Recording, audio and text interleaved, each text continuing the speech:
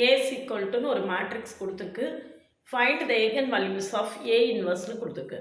இதில் அப்பர் ட்ரையாங்குலர் மேட்ரிக்ஸாக இருந்தாலும் சரி, லோயர் ட்ரையாங்குலர் மேட்ரிக்ஸாக இருந்தாலும் சரி, அந்த டயகனல் என்ட்ரிஸ் தான் அதனுடைய eigen valueஸாக இருக்கும். அப்போ ஏயோட eigen values என்னன்னா -125. சரியா? இப்போ lambda is an eigen value of A இருந்தால் 1 by lambda is an eigen value of A inverse. அப்போ A inverse உடைய eigen values என்ன?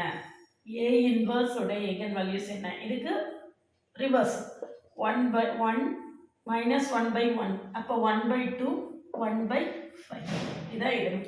-1 by 1 1 by -1 வந்து -1 தான், அதனால அதை அப்படியே போட்டிருக்கேன். இது 1 by 2 1 by 5 அதனுடைய ரெசிப்ரோக்கல் தான் என்னோட A inverse உடைய eigen valueஸாக இருக்கும்.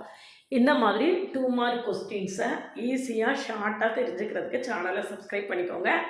என்ஜினியரிங் காலேஜில் படிச்சுட்டு இருந்தீங்கன்னா என்ஜினியரிங் மேத்தமெட்டிக்ஸை அண்ணா யூனிவர்சிட்டி சிலபஸ் படி கொடுத்துட்ருக்கேன். அது போக 2 மார்க் கொஸ்டினை ஒவ்வொரு ஷார்ட்ஸ்லேயும் ஒரு 2 மார்க் கொஸ்டின் கொடுத்துட்ருக்கேன். நம்ம கூட தொடர்ந்து ட்ராவல் பண்ணுங்கள். நீங்கள் என்ஜினியரிங் மேத்தமெட்டிக்ஸை ரொம்ப ஈஸியாகவே கிளியர் பண்ணிடலாம். ஒரு வாட்ஸ்அப் சேனல் லிங்க் கொடுத்துருக்கேன், அதில் ஜாயின் பண்ணிக்கோங்க. நம்மளுடைய அப்டேட்ஸ் உங்களுக்கு உடனே கிடைக்கும். ஒரு இன்ஸ்டா அக்கௌண்ட் இருக்குது, அதுலேயும் ஜாயின் பண்ணிக்கோங்க.